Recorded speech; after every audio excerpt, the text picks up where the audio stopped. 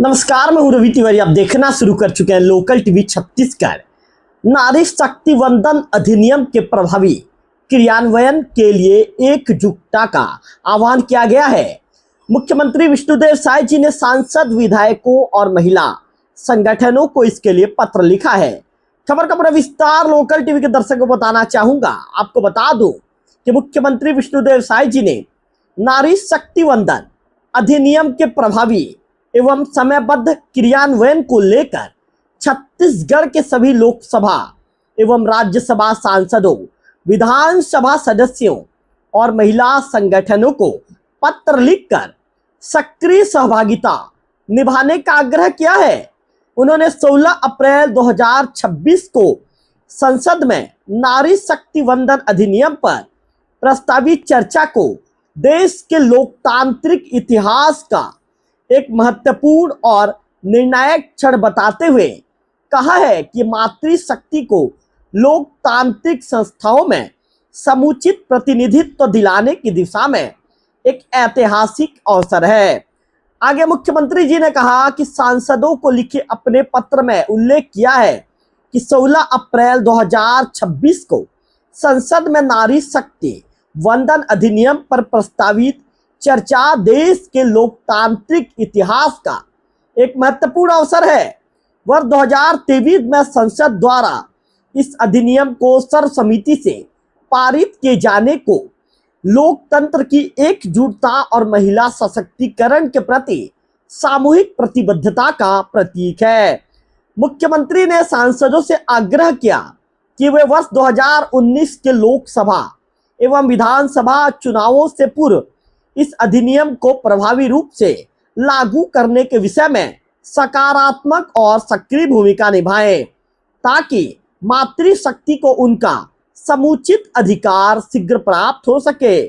मुख्यमंत्री विष्णुदेव साय जी ने छत्तीसगढ़ के सभी विधायकों को लिखे गए पत्र में उल्लेख किया है कि अब समय आ गया है महिलाओं को निर्णय प्रक्रिया में उनका उचित प्रतिनिधित्व सुनिश्चित किया जाए। उन्होंने कहा कि मातृशक्ति के नेतृत्व में सशक्तिकरण का ये अभियान देश के समग्र विकास की दृष्टि से अत्यंत महत्वपूर्ण है।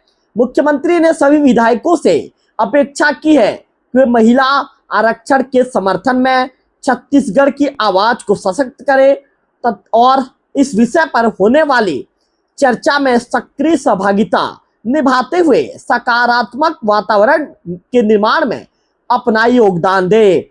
मुख्यमंत्री साय जी ने महिला संगठनों को लिखे अपने पत्र में महिला संगठनों के निरंतर प्रयासों और योगदान की सराहना करते हुए कहा है कि महिला सशक्तिकरण के क्षेत्र में उनकी सक्रिय भूमिका ने समाज में सकारात्मक परिवर्तन की मजबूत नींव रखी है। उन्होंने उल्लेख किया कि 16 अप्रैल को संसद में होने वाली चर्चा केवल एक विधायी प्रक्रिया नहीं बल्कि देश की आधा आबादी को उनके अधिकारों से पूर्ण रूप से सशक्त करने की दिशा में एक ऐतिहासिक पहल है। साथ ही यह लोकतंत्र को और अधिक समावेशी और संवेदनशील बनाने का अवसर है। मुख्यमंत्री साय जी ने उल्लेख किया कि सुखद संयोग है कि यह महत्वपूर्ण चर्चा ऐसे समय में हो रही है जब छत्तीसगढ़ में महतारी गौरव वर्ष मनाया जा रहा है।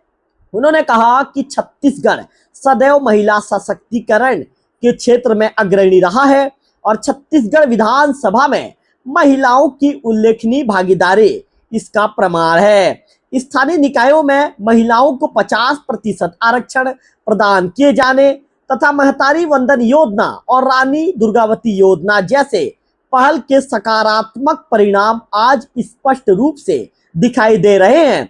उन्होंने महिला संगठनों से आह्वान किया है कि वे 16 अप्रैल को होने वाले इस ऐतिहासिक पहल के समर्थन में अपने अपने मंचों से मुखर होकर आवाज बुलंद करें, ताकि महिला आरक्षण के पक्ष में देशव्यापी सकारात्मक वातावरण तैयार हो सके। मुख्यमंत्री जी ने कहा कि महिला संगठन केवल इस परिवर्तन के साक्षी ही नहीं बल्कि इसके निर्माण में भागीदार भी बनेंगी।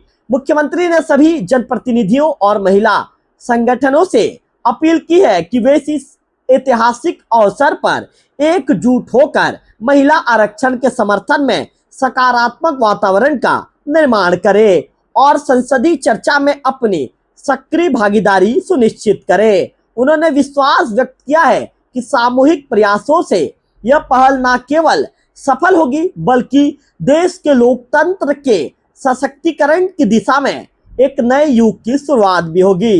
फिलहाल इस खबर में इतना ही। अगला वीडियो फिर होगी आपसे मुलाकात, तब तक बने रहिए लोकल टीवी छत्तीसगढ़ से।